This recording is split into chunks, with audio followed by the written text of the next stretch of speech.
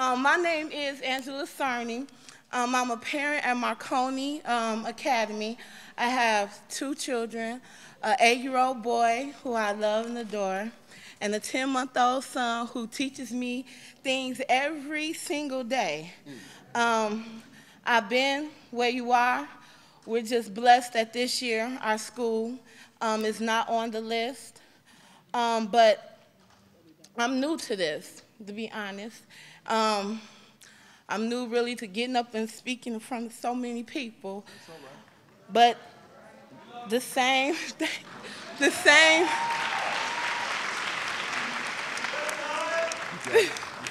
same passion, though, that you carry within you is the same passion that I carry within me.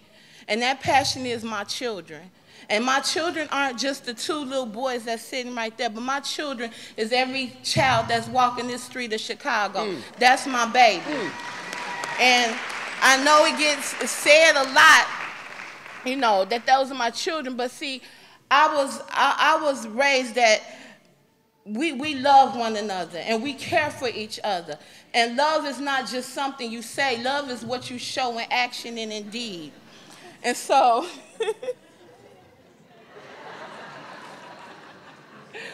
she's a superstar. That's why I'm here today, and that's what I'm speaking, because I want my love to be shown in action and in deed. Matt, I'm sorry, I just forgot his last name. He asked me to speak after I went to Westinghouse, and I spoke there because my heart craves justice, and I hate injustice. I hate unfairness.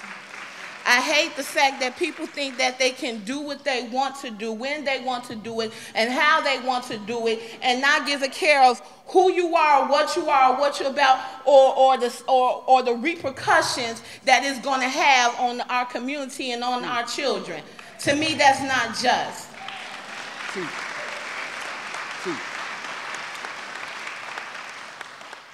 Unjust means it's not based on behaving according to what is morally right and morally fair. It's unjust that the only way the board proposes that our children can get a quality education is that their school be shut down, closed down, or in their words, turned around. That's unjust. Unjust is that the only way resources are pumped into our school is when there is no school. That's unjust. Unjust is that the only stable environment that some children have is uprooted because it's not feasible to the board's budget. That's unjust. Unjust is that the board does not take from the wisdom and knowledge of our dedicated educators who've been teaching our children from years. They don't go to our teachers and say, how can we make this work? You sitting on the classroom day to day with these kids. You know that the circumstances that these children come from. How can we make this work so that it not only builds our kids knowledge-wise, but builds our kids on the inside? That's unjust. It's unjust that our teachers are put out of jobs based on educated guesses and ill-based statistics. That's unjust. It's insanity. If I go to the hospital, or I take my little boy to the hospital, and he has a pain in his toe, the doctor doesn't go through everything. Has he had a cough? Has he had a cold? Has he has a runny nose? And then says, you know what? My conclusion is I'm going to cut his leg off. But that's what they tell us. That's right. I'm going to go through these statistics. I'm going to look at the evidence, and I'm going to close it down. That's insanity. Insanity, as my apostle says, the definition of insanity is doing the same thing over and over again and doing what? Expecting different results. We are dealing with an insane system. You're going to do the same thing right here, right here, right here, over there, out there, and you're going to tell me that you expect something different? Are you crazy? Because I'm not crazy. I don't see no crazy people up in But the whole purpose of saying what I said is because we are not victims. We are victors. A victim is someone who's been harmed or injured, who's been tricked and duped.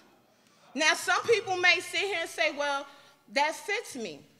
But a victor is someone who defeats an enemy or an opponent in battle. The only difference between a victim and a victor is 2 letters. And victim is I am, I'm. And victor is O-R. I am is an introspective word. I am looks inside and says, woe is me, poor is me. I've been through this. How can I go through this? How can they do this to my baby? How can they let this happen? Why is this happening to me? This is my community. That's what a victim is. Tell it. But a victor is something different. A victor is extrospective. A victor looks outside. A victor says, you can do that, you can do that way, or you can do it this way. You can close down my school, or you can listen to what the community is saying. You can run your business, or you can put the resources in my school where it belongs. You can say what you want to say in your statistics and put them on the screen, or we're going to stand up and we're going to say something about this. We're not going to tolerate this. We're not going to let this happen. These are our babies. These are our children. I don't remember being in the delivery room and the president of the Board of Education standing there and saying, we done had a baby. It was me and my husband there.